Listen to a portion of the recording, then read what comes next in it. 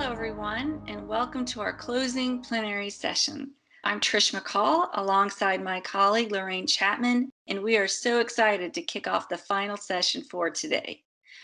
We have had such a great day today interacting online with our community and hearing from the attendees all the great feedback you have shared with us so far. So please keep it coming.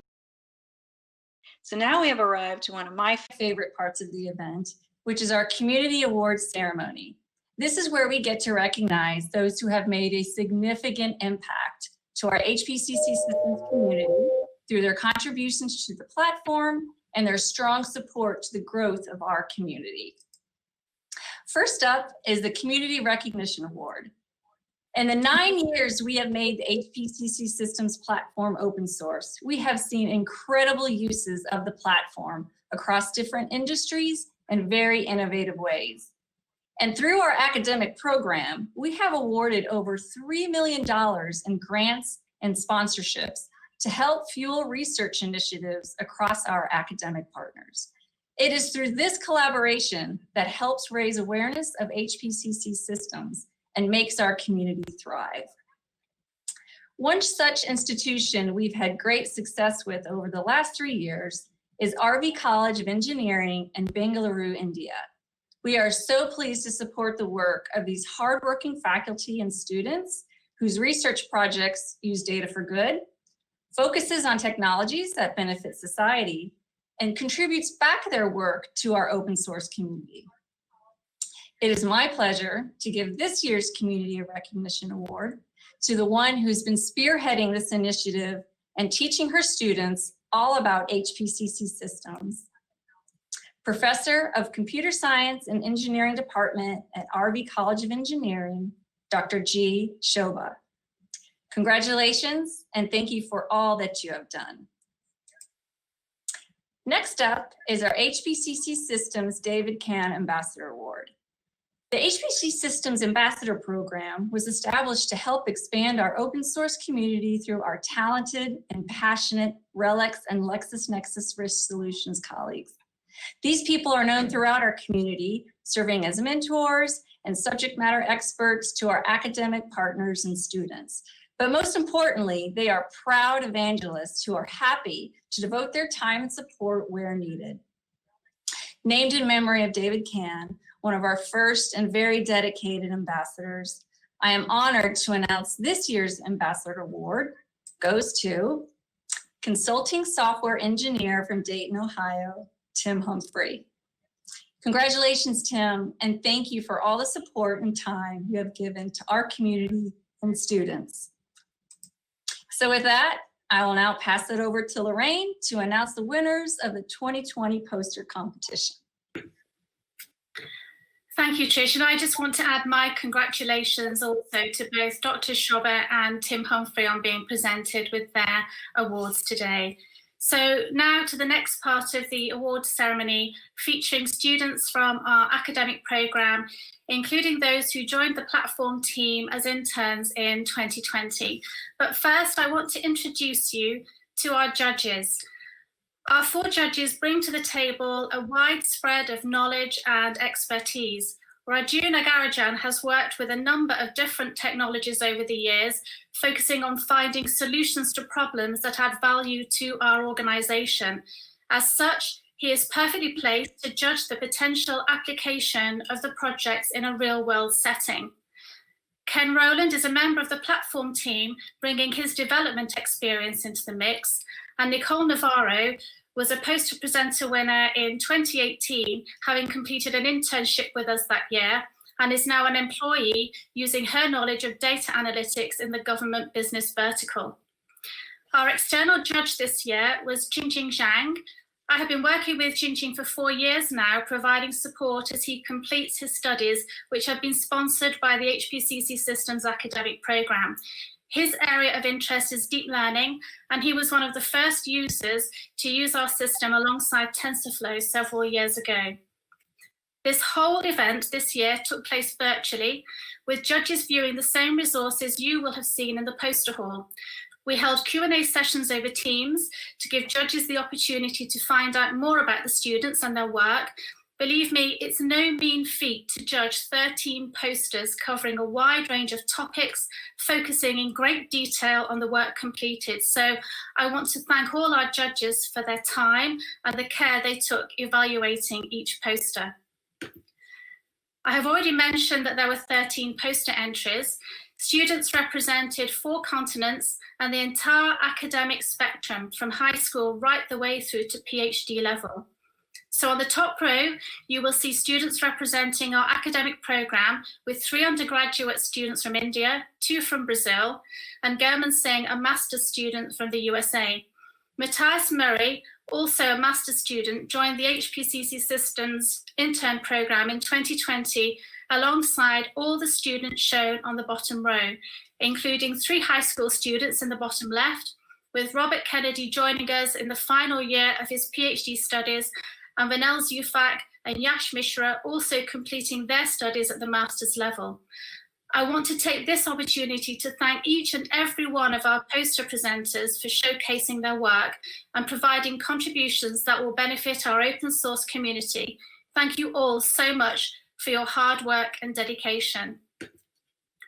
So we are presenting 4 awards today. The first 3 awards focus on specific topic areas and were chosen by our poster contest judges. And all of you attending today who have registered your votes in the poster hall have picked the winner of our new Community Choice Award. On the right, you can see images of the Q&A sessions with the judges, which put each student in the hot seat for a short time, but you can tell by the smiling faces that it was also a fun and friendly experience. So, now, the moment of truth for each award, starting with the best poster in the category of data analytics. The winner of this award is a student whose work focuses on deep learning. He has become a regular contributor to our open source project, in particular our machine learning library. He has completed 3 internships with us, and some of you will already have worked out that the winner is Robert Kennedy from Florida Atlantic University. Robbie sets the bar high for students, since the posters he has submitted into our contest for the last 3 years have all won prizes. It is also equally fitting that he shares the awards stage today alongside his mentor, Tim Humphrey. Many, many congratulations to you, Robbie. So now moving on to the best poster in the category of platform enhancement.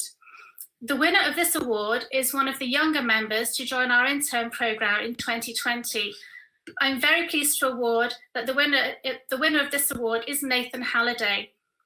Nathan has worked on a project that all ECL developers will appreciate, since it will make query runtime shorter and allows queries performing several related tasks to run concurrently. Congratulations to you, Nathan. We wish you all well as you join St. Anne's College at Oxford University to study mathematics. The winner of the Best Poster Award in the category of use case is a student who has just entered his final year of high school with his eyes firmly set on university study. His work directly contributes to our ongoing cloud-native platform development, and the winner is, of course, Jefferson Mao. Jeff learned about our platform by getting involved with Code Day, a coding program aimed specifically at high school students, which is supported by LexisNexis Solutions and the HPCC Systems academic program. He suggested this project himself and worked alongside our LexisNexis Solutions colleagues, Ming Wang and Goji Fortil. In breaking new territory with his project, Jeff provided the developers with valuable insights that were greatly appreciated. Congratulations to you, Jeff, and thank you for the contribution you have made to our new cloud-native platform. And now, the final award of the day. The winner of this award was chosen by all of you who voted for your favourite posters today. Trish and I have been watching this race to the finish line all day, and it's been really close. I am delighted to announce that the winner of our first Community Choice Award is Jack Fields from American Heritage School in Florida. Jack is part of his school's robotics program, and he joined our intern program in 2020 to provide the means for their security robot to recognize known faces using the HPCC Systems GNN bundle.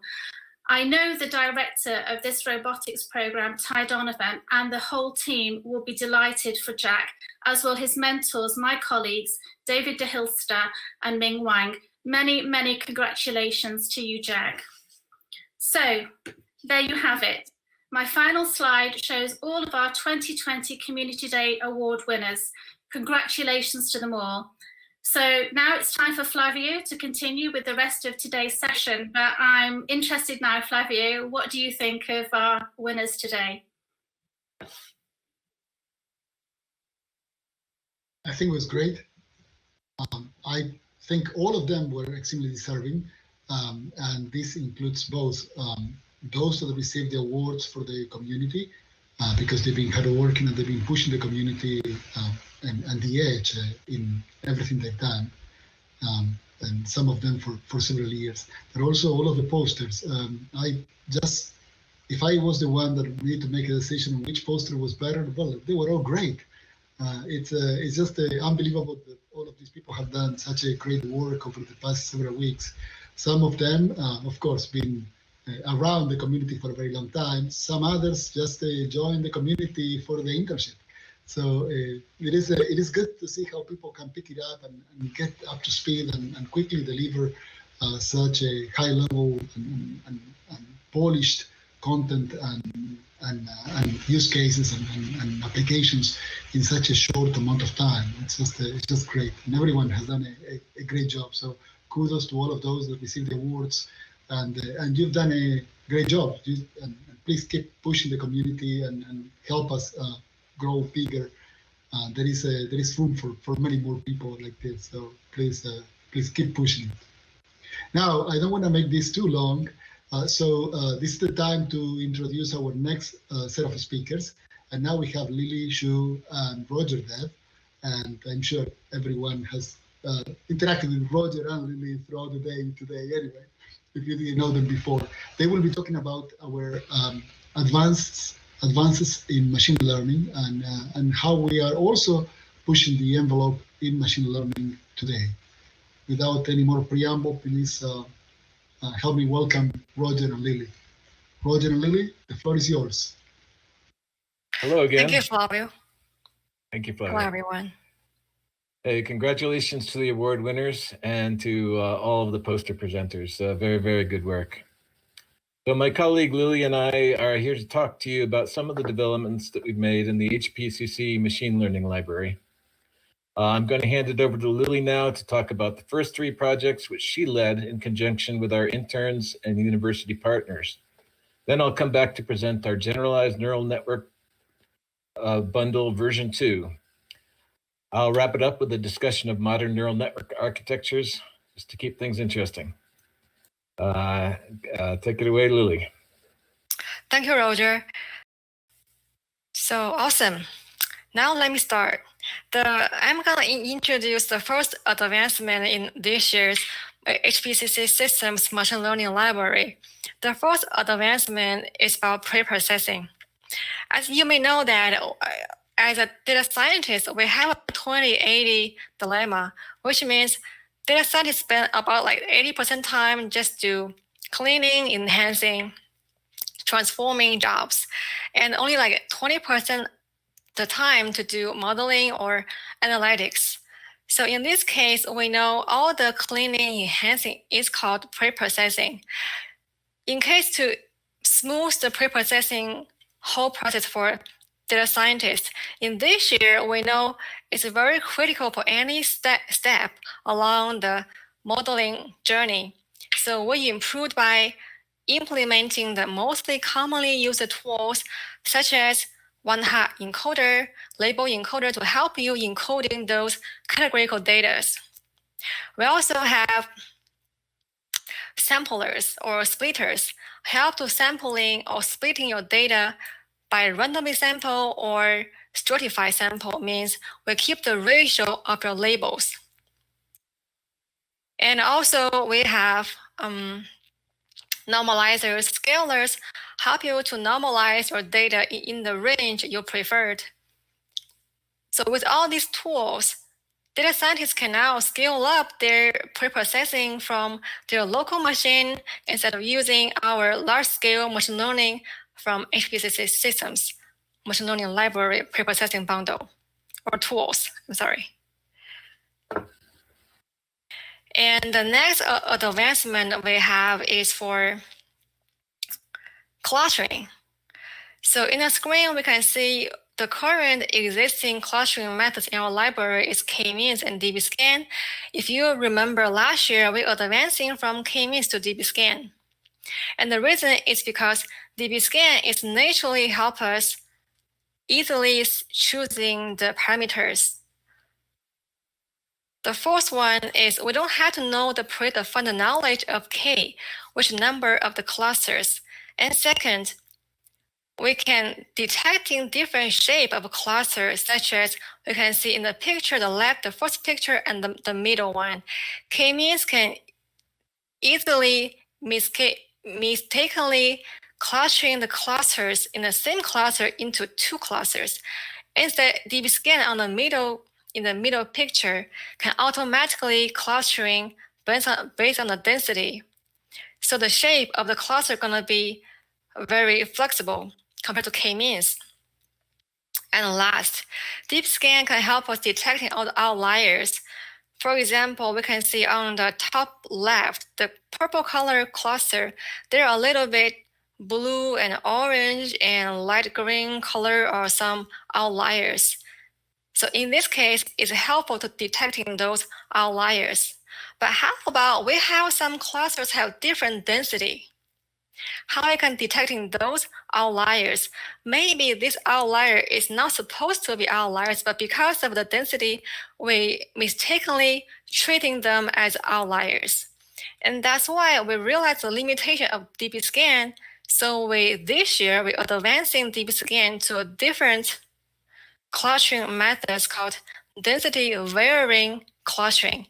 In this case, on the right-hand side, that is a density varying clustering methods can automatically detecting the cluster with a varying density. For example, we're still clustering the same base data. Instead of treating the purple color cluster in the middle picture, using the density varying clustering methods, we can distinguish the two purple cluster areas actually has to be clustered as two different clusters. And plus, actually, because of this flexibility, we're also able to detecting the outliers that not supposed to be, not detecting, but remove the wrongly classified outliers. For example, the little blue or orange color around the purple cluster in the middle picture. On the right-hand side in the picture, the result shows us those actually are not outliers. They are naturally part of the cluster in the green on the upper left cluster in the right-hand picture. So based on these all advancements or merits of density varying clustering methods, we are advancing to dbscan, which is adaptable dbscan. It's a collaboration with RCE College. This research helps us to adapting a very flexible clustering methods that automatically adapting the thresholds of your density. As we can see from the right graph, the steps to realize these flexible clustering methods is first using a standardizer to standardizing your data, and then using the clean the data, fit into a grid search, find the minimum density thresholds, and utilizing these thresholds, we're using the local clustering methods, finding the local clusters using Gaussian kernel. And then the results gonna merging into one final result as a final density adapted cluster with the labels. So the outcome is clusters with labels, but the cluster now they are in different densities. And the next advancement I'm gonna introduce our HSQL. So we say a lot of time the data scientist came to me and says, I want to use your HPCC machine learning library, and I want to level up my local machine learning to a large-scale machine learning. But the question is, I only know SQL. I don't know ECL. I don't know HPCC systems. So what can I do? The answer here is we are here to help you. We have HSQL right now that help you shrink the bridge between SQL to ECL, which means you don't have to really know ECL. HSQL is a SQL similar syntax, help you to automatically interpreting your SQL similar syntax into ECL, calling all the underlying ECL functions to realizing all the data normalization or data preprocessing works, machine learning works, visualization works. So this work is open source project as well. And one of the example I usually show to my audience is one example in ECL Cloud IDE that we're simply calling select star from raw file, the file name, where the age less than 40 years old. So using this very simple and SQL kind type of syntax, we easily work on the data and filter out the records you want. So HSQL is also a project collaborating with RBC College, and I really appreciate their contribution to this project. I really help us to shrink the distance from the data scientists to our HPCC machine learning library. And that's all the advancements from my side. I'm going to turn back to Roger, keep going the advancements we have. Thank you. Thank you, Lili. I'm going to start by talking about our Generalized Neural Networks version 2 bundle. It's a major extension to our initial GNN release from last year. It fills out the vision of GNN as an ECL toolkit that allows the users to do just about anything that can be done with neural networks. Even better than that, because it's built on top of Google's Tensorflow, any new techniques that develop in the neural network space will quickly become available for use within GNN. Like version 1, GNN is fully parallelized, making full use of the power of the HPCC Systems platform. Let's look at some of the new features. We now support TensorFlow version 2.x as well as TensorFlow 1.x that was used by version 1. Our 3-time intern from Florida Atlantic University, Robbie Kennedy, congratulations on your award again, Robbie, added and tested GPU support, which greatly accelerates the training of deep networks. We now allow multiple separate models within a single ECL job, whereas version 1 only supported a single model. Probably the most significant feature is what we call fully flexible modeling. Version 1 only allowed sequential models. Users of TensorFlow may be familiar with the notion, which are a stack of layers with a single tensor input and a single tensor output. Version 2 supports a different TensorFlow interface known as the functional interface that allows multiple different types of input and output and a directed graph between layers. That is, layers can diverge going to multiple different types and depths of layers and later reconverge to produce outputs. Don't worry if that didn't sink in. I'll provide an example in a few minutes that should make it clear. There are a number of other features listed above and some significant performance improvements, but I won't delve on these. I want to take a few minutes to look at some of our modern neural network architectures and provide some insights on how they work. This should shed some light on these new features at the same time.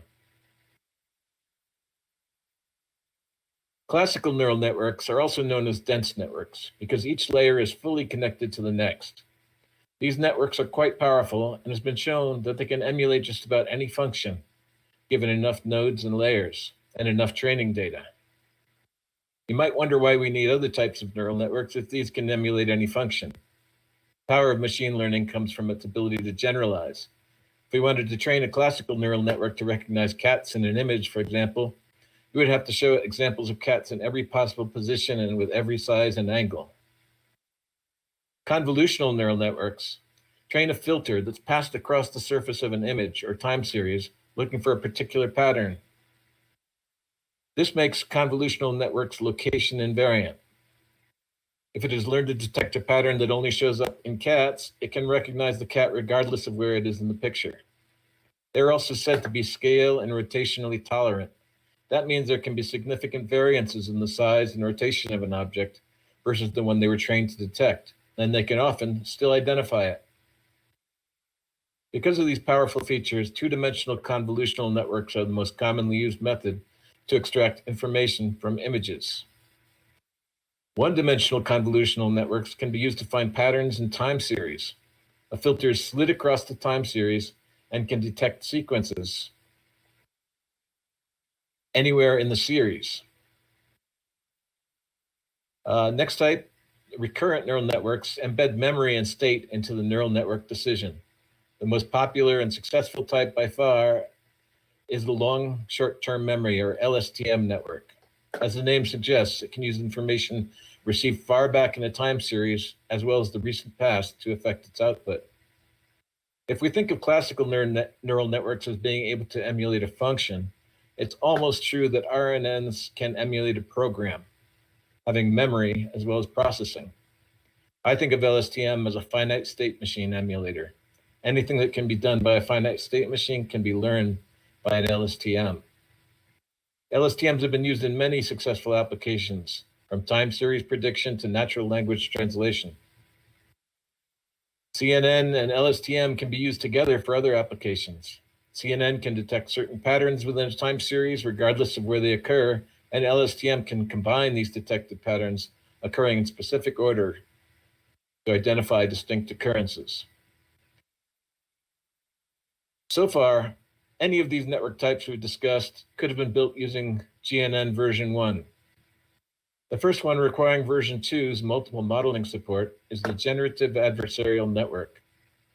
A very talented intern from RV College of Engineering, Ambu Karthik, built a GAN using an early version of GNN v2.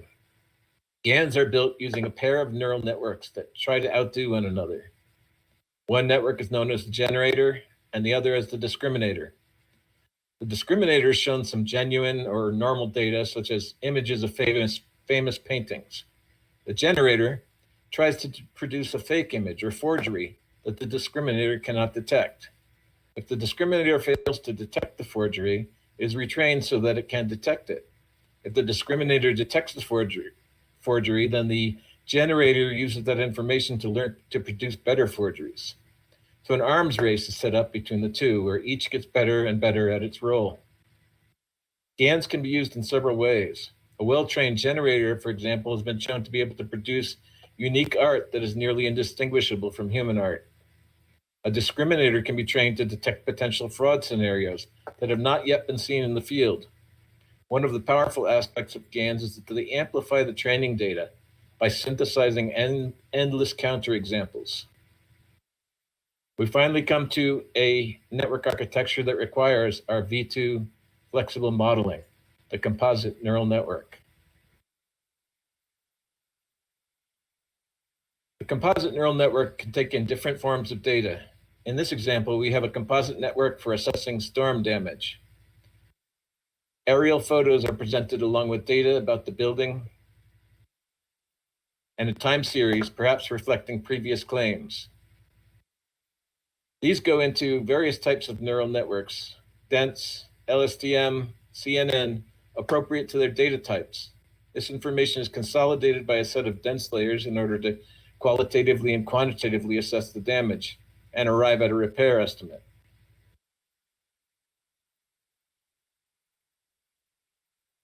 And we don't have to stop there. By branching the image to a generative network, as you see on the right, it would be possible to produce a new image with the points of damage highlighted. We're just entering the age of composite neural networks, and the possibilities are endless.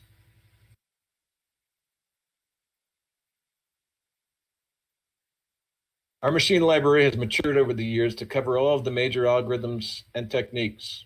With the latest advances, any type of data can now be used as both inputs and outputs to machine learning. We'll continue to expand and improve the library, and we'll be happy to provide help and guidance to anyone who needs it. Thank you very much.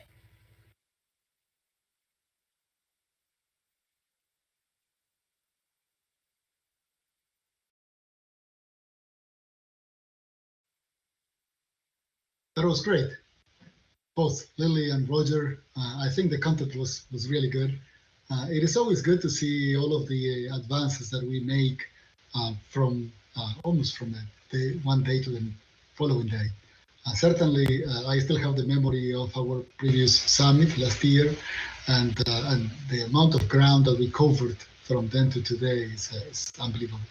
So I have a few questions. Some of these are my own questions, and I'm still waiting for people on the chat window or on the Q&A window to provide more questions. So if you have a question, you're in the audience, just click on the Q at the bottom of your screen and post your question there, and I will be asking them here live. So question from me, Lili.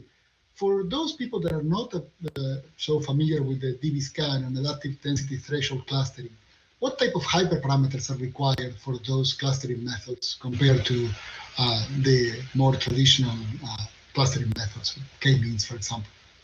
That's an awesome question. Actually, I didn't really get into introduce this, but DeepScan actually is, as we know, is not a really density varying clustering method. So one of the parameters we require for DeepScan is input fixed density.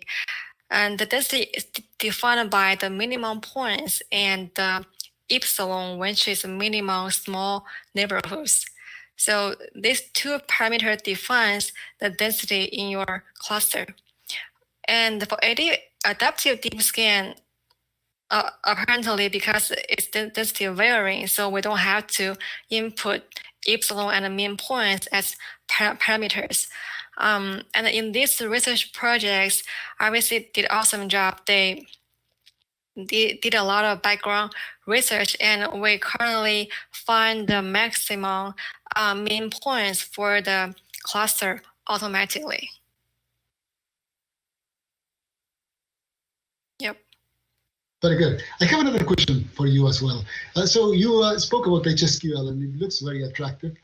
So is it native in HPCC now? Do we need to install some additional modules or components to support it?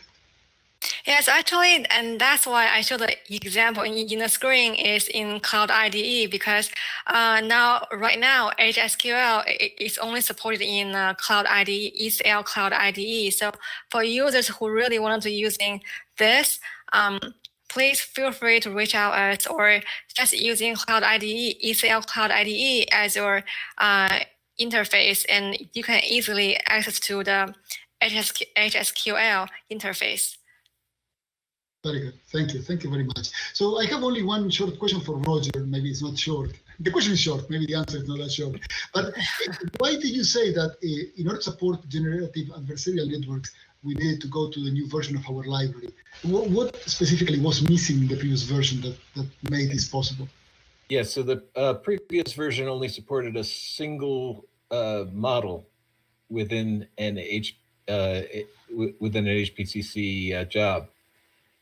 And so we added multiple model support to version 2, and GAN requires 2 separate neural networks that are banging against one another to produce the results. And so that's why we needed the version 2 for GAN.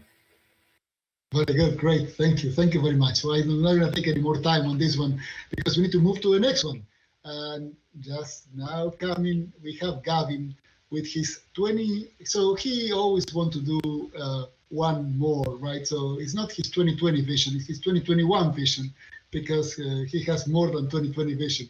So Gavin, no, you need no introduction. Please take it from here.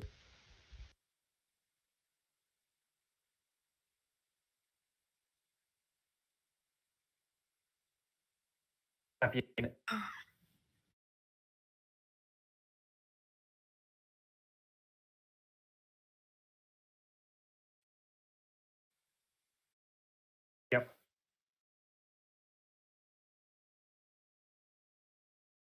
Hi, Flavio. Thanks for that introduction. You could say I'm losing my 2020 vision instead, but maybe not. So as Flavio mentioned, my name's Gavin Halliday, and I'm one of the developers on Richard Chapman's team. And it's my task to take a quick look at our vision for the platform for the next year.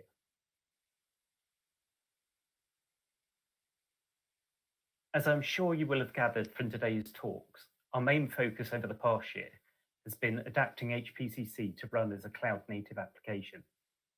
This required some big changes, both on the surface and under the covers. Now, some of the changes only apply to the cloud, but others will benefit everyone. For instance, both cloud and bare metal versions will be able to access Azure blobs or S3 buckets. That means blob storage can be used as a landing zone. It also allows data on a cluster to be archived to cheap external storage. And picking another item, having support for secrets helps solve the problem of how do you securely refer to passwords from ECL code? Instead of workarounds like saving them in a file, you can use standard tools like HashiCorp Vault to manage them.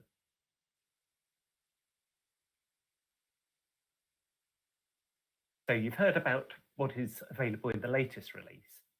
What changes can you expect over the coming year?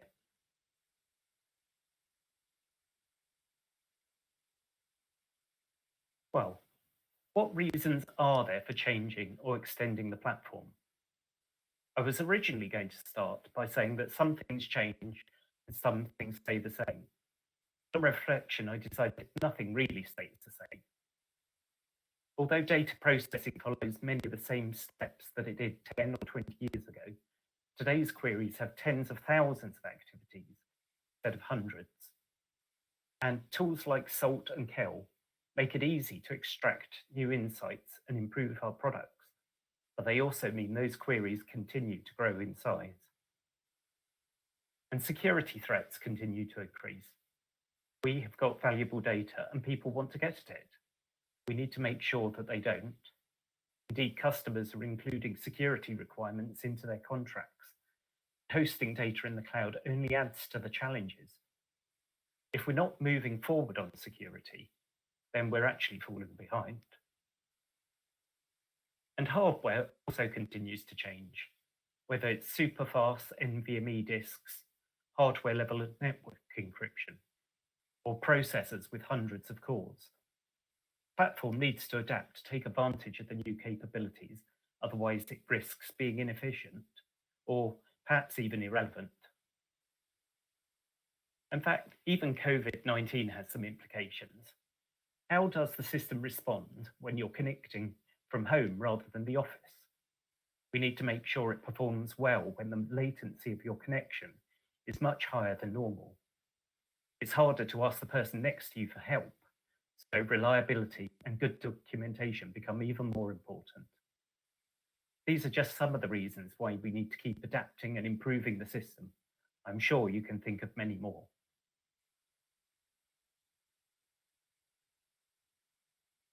Our problem really is having too many ideas rather than too few. As an example, I already have a list of over 500 bugs and features I could work on. Here's just a small sample. Which, if any of these gyro issues, should I choose? How do I decide what is the most important?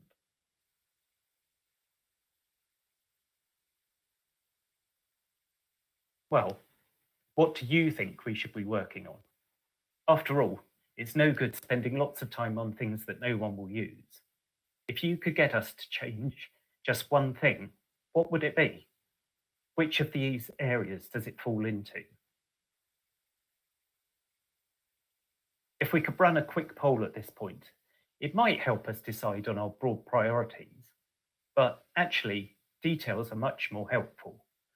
So please email me with your single top request. My email address will be on the last slide. It'd be very useful to know what your priorities are, and some of the issues may be easy to fix or will fit in well with other work. So, what changes are we likely to be talking about at the conference next year?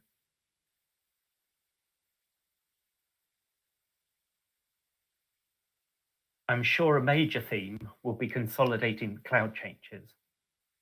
As Richard said, one of the big advantages of the cloud is that the resources you can use are dynamic. You don't have to have installed servers before you can use them, and you don't pay for resources that you're not using. But simple lift and shift of an existing system won't give you those benefits. Your system needs to be designed to take advantage of them. Now, Kubernetes supports that dynamic resourcing. It allows you to automatically scale the number of replicas of a component in response to demand. For instance, if lots of Roxy queries need to be deployed at the same time, why not use 50 servers to compile them rather than 2? The total work should be the same, and you're going to get your results much more quickly.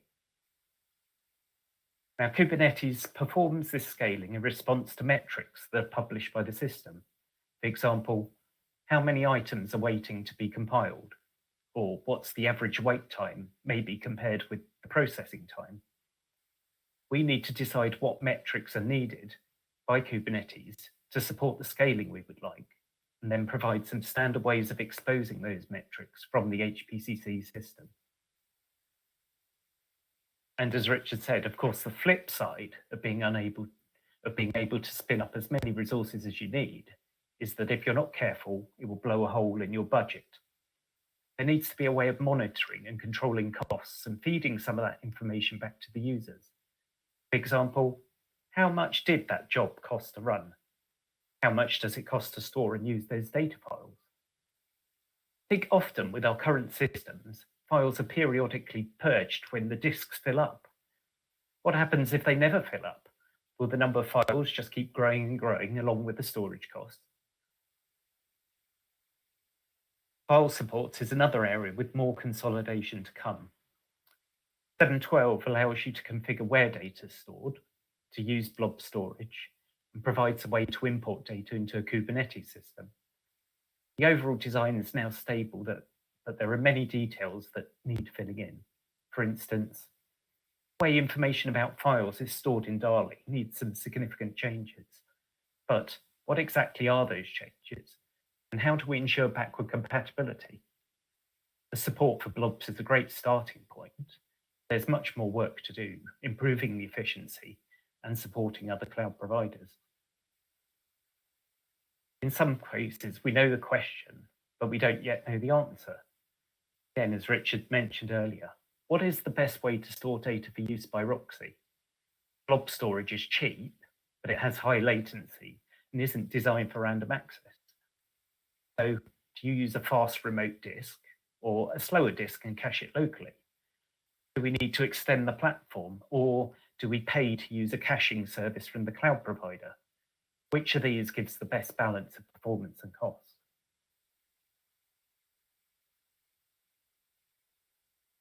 And it isn't just Roxy file access where we don't know the answers.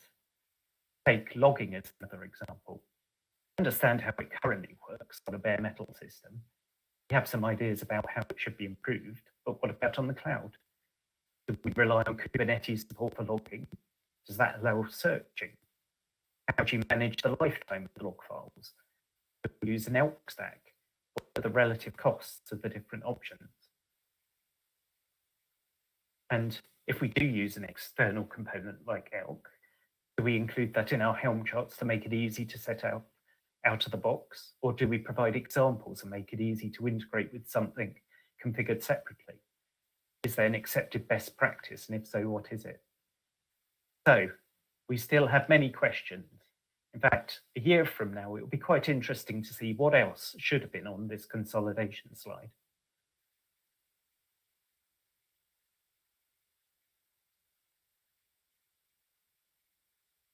I'm sure it won't all be cloud consolidation. What other features are likely to be added over the next year?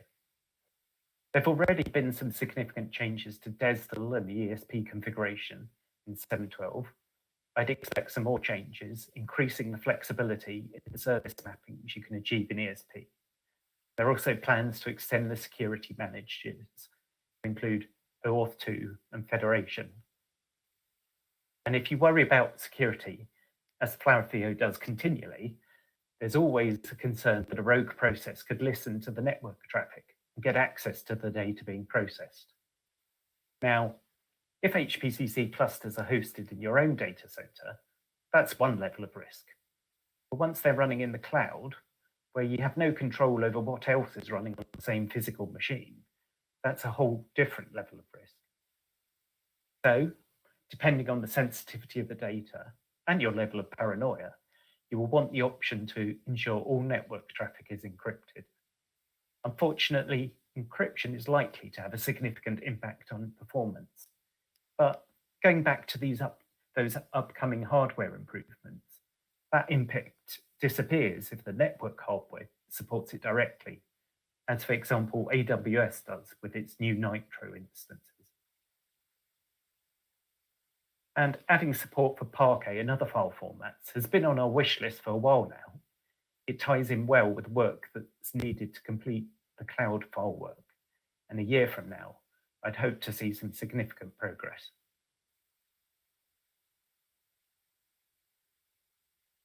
How many of you have used VS Code?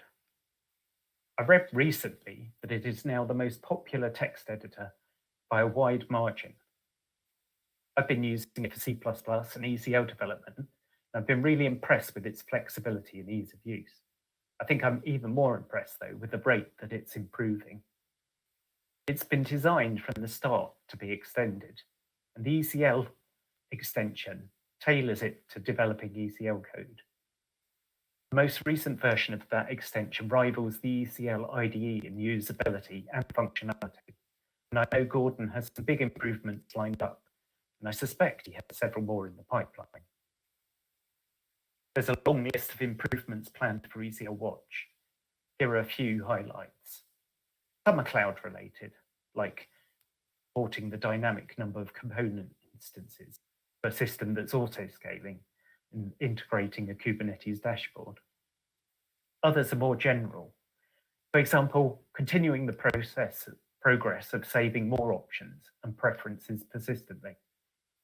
I know there are plans to improve the logging support. But as I mentioned, that still has some unanswered questions.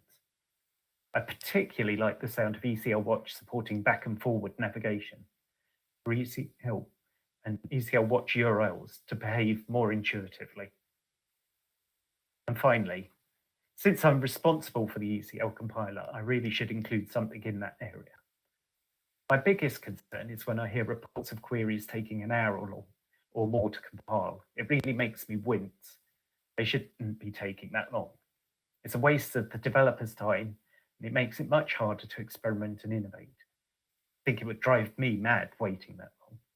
And of course, if you're running on the cloud, that extra compile time also means extra costs. I know many different reasons why it can take so long. A lot of the details are included in some of those 500 issues I mentioned earlier. Unfortunately, few of them are simple to fix, but I really hope to have made some improvements a year from now.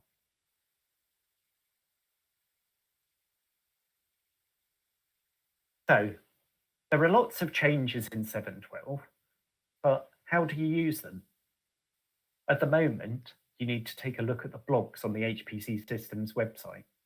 They contain details of topics like setting up a simple system, deploying on Azure, configuring the file storage, and managing secrets. Now, blogs are a good way of publishing information while the design is changing. But now that it is settling down, we need to make sure that the documentation catches up with the platform. And documentation is not just about how to configure the system. You should also be documenting why. What do you need to think about if you're deploying to Azure or AWS? What machine type should you use? How do you decide how much memory to request for the different components? When would you choose to run compiles as child processes rather than start a Kubernetes job? How and when do you configure auto-scaling? The questions go on and on. We need to make sure we've documented our recommendations to make it as easy as possible for people setting up new systems.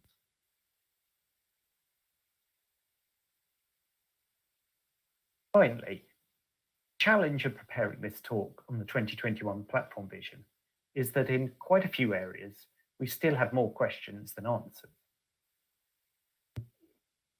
Yeah, and questions really don't translate very well into a neat bullet point list of features to tell you about. So how do I draw it into some kind of conclusion? I guess I can summarize that our overarching vision for 2021 is to have a mature platform for hosting production systems on the cloud. And the bullet points on next year's summary of the new features are going to be whatever we need to do to make that work.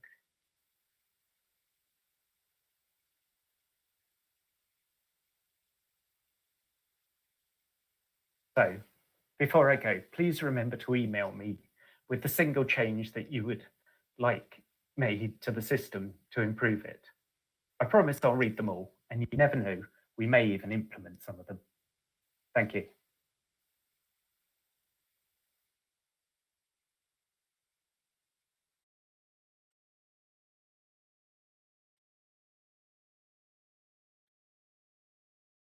Thank you very much.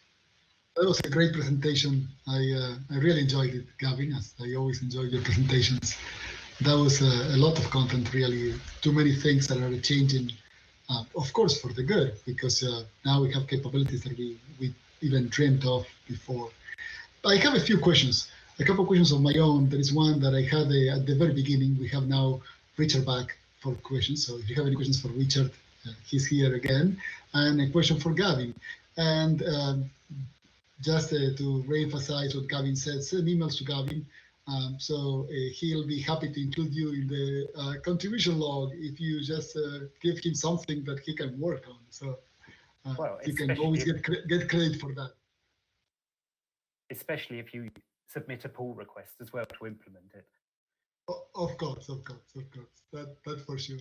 So, Gavin, you mentioned early in your presentation something about the increase in query complexity, and saying that that has been one of the factors that is making it more difficult to process things. And I guess ECL compilation times might have something to do with that as well. Does that mean that we need to, first of all, can you give an example on how query complexity became harder and more and grew significantly over time? And the other one is, does that mean that we need to move to a higher level abstraction language? So what do you think? I think they're two separate questions. So give you an example. These days, it is fairly common when I receive a bug report or something about a query that the archive is about 50 megabytes in size. So that means the source code for an individual query is at least touching on 50 megabytes of ECL code. Now, that's enormous. And that often generates multiple graphs with the total number. I have seen 50,000 activities in one graph. And it's not just Thought, it's Thought and Roxy that both have those sizes.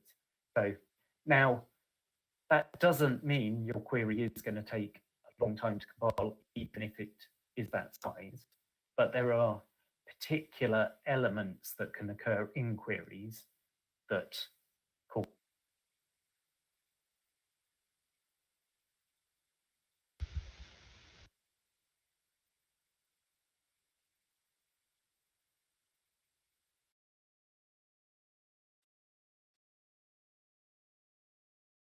Okay. Yeah, I think we have lost Gavin now temporarily. So let me ask a question for Richard, and we'll get to Gavin as soon as we can reconnect to him. So Richard, I had a question for you since this morning, so I've been anxious to ask this question. You mentioned that we are moving to support this object storage type of data source. And as you said that, I immediately thought, well, if we are not going to be supporting only POSIX compliance file systems, that doesn't mean that we are going to not have the caching for these files from the kernel, because the kernel does a pretty good job at caching stuff when it's POSIX, but it might not know anything about this object store. So are there any trade-offs in supporting these non-POSIX compliant file systems or stores? Yes, can you hear me? Can you see me? Perfect, yes. Okay.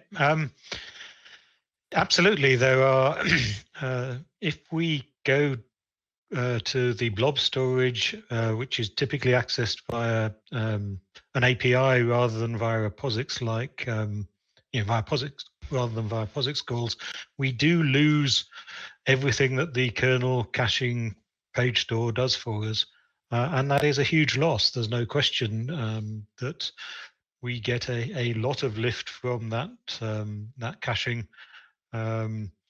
Just how much lift we've discovered when we've been investigating cache warming that I think I mentioned in my talk this morning.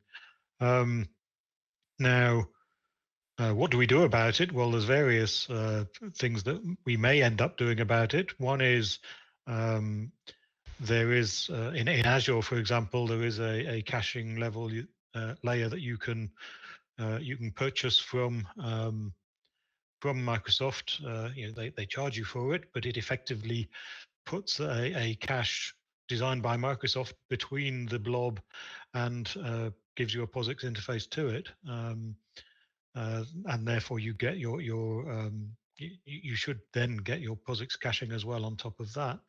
The other thing is, because in fact all of our file access in Roxy and in Thor goes via an indirection layer of our own, actually a couple of layers, one to put the API calls in if we need to, if it's not a POSIX file, and one to close file handles behind the scenes because we end up having too many files open compared to what's available in Roxy, at least.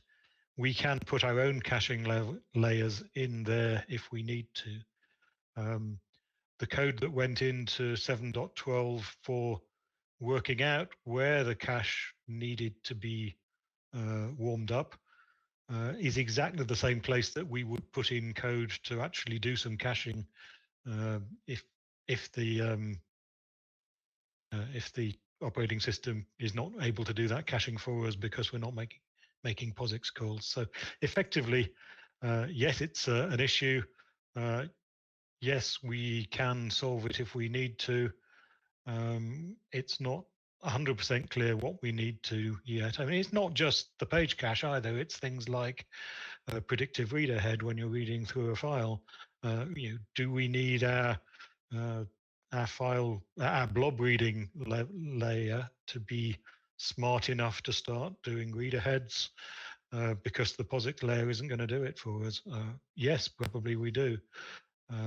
But these are all things where, to borrow your phrase from earlier, we need to avoid premature optimization on these. We need to see where the real problems are and then fix them. But yes, we are watching this space and knowing that it's very likely we'll need to do something about it. Thank you very much, Richard. So Gavin, sorry, to get back to you now that we have you back. You were talking about query complexity. And of course, I had these two questions. One was about the compile time and the query complexity and the other problems that query complexity have produced. And also the question asking, well, should we think of a higher level abstraction for the programming paradigm? And you were answering, and unfortunately we lost you. Yeah, you've probably heard enough about the first one anyway. Yes, so yes. Basically, they get big. I think using a higher level in abstraction probably doesn't help the compile time, but it does help the time people take to develop solutions, because it allows them to think at a much higher level and more directly applied to the problem they're trying to solve, rather than tackling the details of writing ECL. So I think that gives you more productivity, but that's how. And the other advantage of using a tool like that is we know what the output is, so we can target any optimizations we make in the ECL compiler to make sure we work well on that code. Yeah, you get machine generated code, which is always better, potentially easier to optimize. You know the format of that code, yes. That was good. Look, I don't want to take much more time of anyone. It's already 3:05 Eastern time, so we are well past the hour that we promised. But I did believe that we had enough content here that we need to go a little bit deeper in some of these topics. I want to close this session by reminding you of a couple of things. One is, do not stop the interaction here. There is still ways to communicate with everyone in the community. Just reach out. You know people, you've been around, and you listen to many of them throughout the day. You have also recordings for all of the sessions that you missed. So if you need to step away from your computer, or you just went to one breakout, but there were 4 of them at the same time, you can always go back and listen to those and watch those recorded versions. And use the communications vehicles that we have to connect back to those people if you want to ask questions. So do not just let it stay passive and just listen to it. You can always participate and interact. I want to also remind everyone that hasn't looked at the agenda that we have a workshop, a wonderful workshop that's going to happen tomorrow, Wednesday, and Thursday. We are going to have a 3 days, 1 hour per day, just 1 hour per day workshop that will be done simultaneously in English and Portuguese. This is a great opportunity. We have more than 50 people from Brazil on this conference right now. So for those that are in Portuguese natives and they want to learn ECL and data integration and machine learning interactively throughout just 1 hour a day for the next 3 days, please participate in that workshop. We will have Bob Foreman and Hugo delivering this simultaneously in 2 different languages. So it's the first ever great opportunity. Please participate. It's a great way to go from all it assumes that you know some basic ECL and takes you from there all the way to machine learning on HPCC. If you ever wanted to do machine learning on HPCC or learn what machine learning is even, just go take those workshops. They are happening in the morning in Eastern time, again for the next 3 days. And well, I won't say farewell now. I will say I'll see you around. I hope everyone will continue to stay engaged in the community, and I hope you enjoyed this day as much as I did. And I think we need to do more of this as well. Thank you, everyone, and have a great day.